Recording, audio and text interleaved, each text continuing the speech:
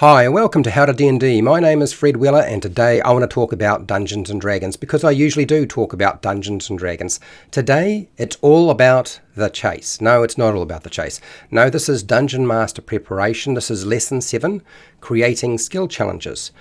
Now when I say a skill challenge, what do I mean? Well, I will explain more, but first let me talk about the things I will be discussing today. My overview is why use a skill challenge, how to create a skill challenge, player actions in a skill challenge, and skill challenge consequences. So it's fairly quick and simple, and then I will give you some miscellaneous recommendations. So like anything I do, I have objectives. I want to explain everything as clearly as possible. I want to demonstrate that process to you, and I want you to be able to participate in some way in the process of building a skill challenge. That is my target. So why use skill challenges in your game? Well, there's a number of different reasons you might use them. A skill challenge tells part of the adventure story in a very cinematic manner that is broader than something like combat mechanics, or casting a single spell, or making a single dice roll. So it's more than that. Skill challenges are good for the following: action scenes, large-scale battles, and traps. If the skill challenge doesn't have enough scenes or events to overcome, then it's best not to use a skill challenge without adjusting it.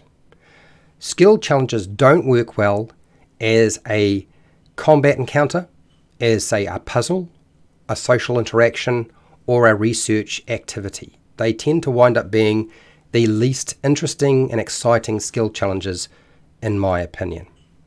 So how do we go about creating a skill challenge? Well, we always start with the story. Design a skill challenge with a series of narrative events or obstacles for the player characters to overcome. Define a clear goal for the whole skill challenge, but also define a goal for each stage with a consequence for success and failure at each stage of that skill challenge. Involve everyone in the skill challenge with group checks. Otherwise, a few player characters will dominate with high skill modifiers and nobody else will be involved. We want to involve everybody. Don't have a long skill challenge. 3 to 4 group checks is maximum, or 3 to 4 scenes or obstacles. Arrange different consequences for failing at a step in that skill challenge. So you want to try to change the types of consequences you might have. But you also need to have a consequence for the overall skill challenge, as I pointed out. So what could be some consequences for failing a section of the skill challenge or the skill challenge overall? Well, it could be something like losing hit points, losing your hit dice, you losing, say, a spell slot, gaining a condition, or being exhausted. Or it might be something a bit more narrative, a story-related consequence as a result of failing or succeeding at the skill challenge. Events or obstacles could or will end a skill challenge if you have any event or any obstacle that could or will end the skill challenge. They should be placed at the end of the skill challenge. If you have more than one event or obstacle that would potentially end the skill challenge, exclude it from the skill challenge and place only one at the end. That's the easiest way to go about building a skill challenge for your game, whether it be 5e or any other version of the game.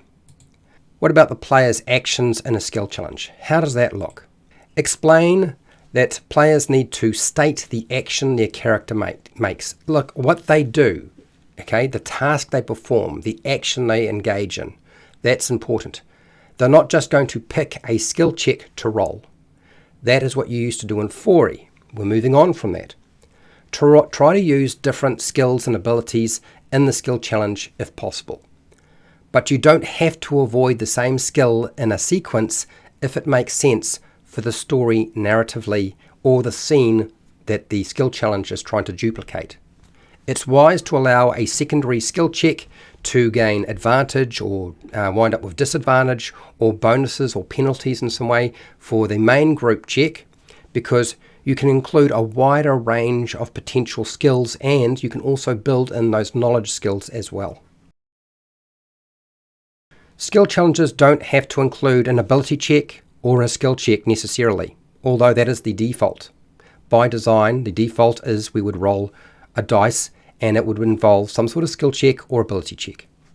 You can also use saving throws and attack rolls, or make no dice rolls at all. There is a place for allowing your players to use class and race features, spells, magic items, clever ideas, the smart use of mundane equipment that can result in automatic success or potentially replace a skill check for an individual or possibly the entire group. So I want you to consider this. These are the alternatives.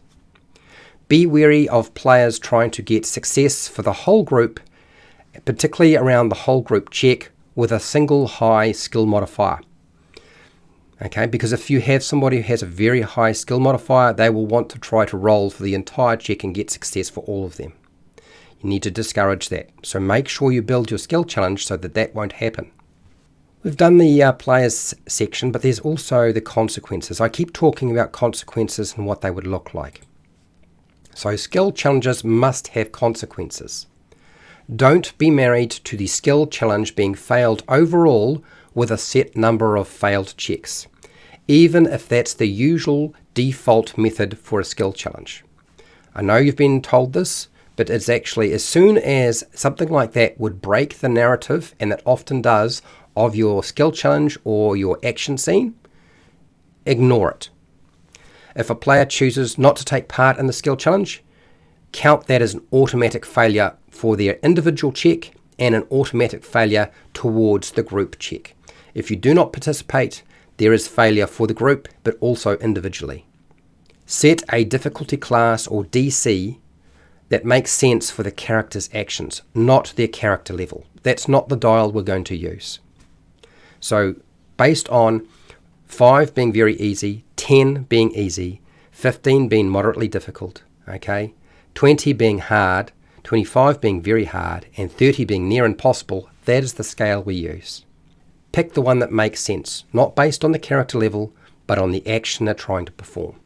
Adjust the consequences of failure to reflect the party and the character's level by using the trap damage severity by level table in the Dungeon Master Guide on page 121. This is how we actually gauge and dial back our skill challenge for no matter what level they have. It's going to be the damage output that affects it.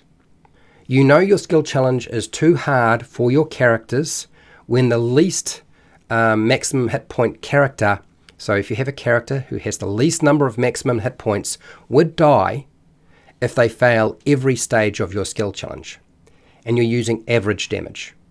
If they would die, if they failed every stage, then the skill challenge is too hard and you need to tone it down. So those are the suggestions I have in terms of how you would go about building in the consequences for your skill challenge.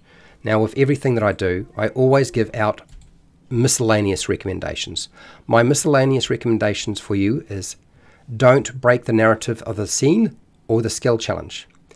Okay, whatever skill challenge you present, let the players come up with the best solution based on the actions that make sense with the scene.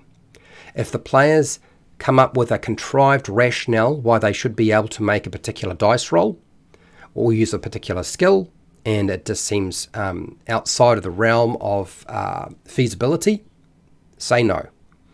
Okay, they tell you what they're trying to do and you tell them what to roll. And if they're not rolling dice, then they're going to tell you what they're going to do with whatever ability they have.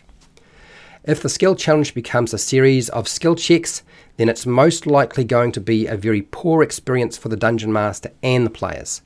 As soon as you start seeing players doing something outside of rolling dice and making skill checks and ability checks or attack rolls or saving throws, you know you're in the right place. Okay? Avoid focusing on the mathematics of the game because that creates a lot more work for a Dungeon Master, and it makes it harder for the player characters to succeed when they do have a smart idea, because a 20-sided dice does not care how smart your idea is. It will simply roll whatever it will roll, and it could roll a 1 and it could roll a 20. So don't get married to the mathematics of the game.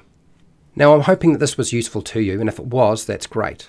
Now, I know that this does not actually sound like the skill challenge from Dungeons & Dragons 4e, because it's not. This is an evolution of that. This is based off actually running lots of these, and so it's different. So if you have any questions or any feedback, please provide them in the comments section. And thank you for watching, and hey, till next time, keep rolling those 20s.